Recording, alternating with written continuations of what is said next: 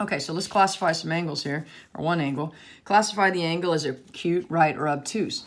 A right angle is 90 degrees. An acute angle is where the measurement is less than 90 degrees. And an obtuse angle is where it's greater than 90, but less than 180. That's important. Some people think that a 180 degree angle is obtuse. It's not. It's between 90 and 180, but not equaling either.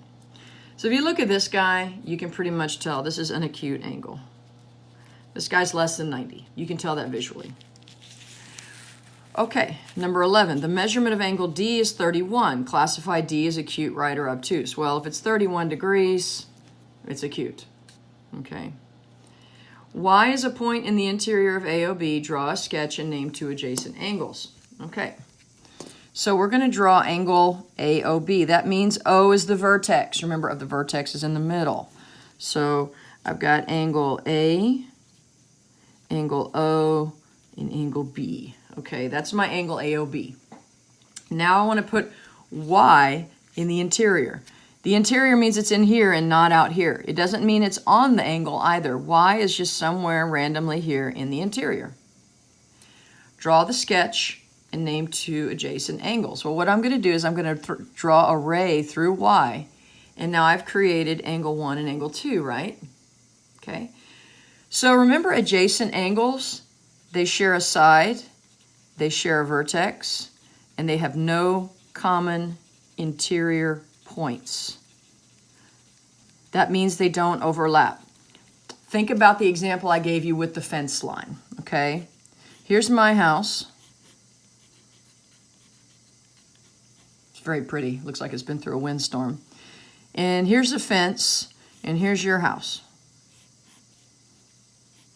You have a door but no windows. Anyway, here's the fence line. These two properties are considered adjacent because what is the only thing they share? They share the fence. Okay? They share the fence. I cannot be in my house and be in your house at the same time. That's the idea of adjacent angles. You can't be in both angles at the same time. You're either in one or the other. Now you can be on both angles, like I could sit on the fence if I wanted to, which would be very painful, but I cannot be in the interior of one and be in the interior of another. I can't be in the interior of my house and be in the interior of your house at the same time, unless I'm some kind of crazy horror movie. So that's what adjacent means. So your two adjacent angles here would be angle AOY, which is angle 1, and angle YOB. Okay? So those are the adjacents. Okay, number 13, find the length. Okay, length is another word for distance. Okay, guys? Find the length of the segment from point C to the midpoint of AB. Okay. This is going to be a two-part. First thing we have to find is the midpoint of segment AB. So I'm going to go from A to B. I'm going to get their coordinates first. A is located at -2, -6. B is located at 1, 2, 3, 4, up 2. Remember, you always do when you're doing your coordinates, left and right, and then up and down. Okay, so let's find the midpoint.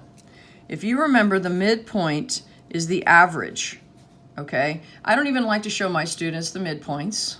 You guys know that, the formula, because you can do it without the formula. It's basically the average of the x's and the average of the y's. I'm going to write it like this, the average of the x's and the average of the y's. So let's take the average. What would be halfway between -2 and 4? Well, we can actually set it up like this, or sometimes I like to do this. This is what we did in class. What's -2? What's halfway between -2 and 4? Well, -2 plus 4 is 2, divided by 2 is 1. 1 is 3 units from -2, and it's 3 units from 4. What's halfway between -6 and 2? Well, how far apart are these guys? And this is what we did over here. These guys were 6 apart. These guys are 8 apart. What's half of 8? 4. So I'm going to go from -6, 4, and I'm going to get 2. So that's your midpoint. 1, -2. That's your midpoint. Now, if you want to use the formula, The midpoint formula is the average of the x's and the average of the y's, and that gives you a brand new coordinate. So your midpoint formula would look like this. I've got -2 plus 4 divided by 2, which is essentially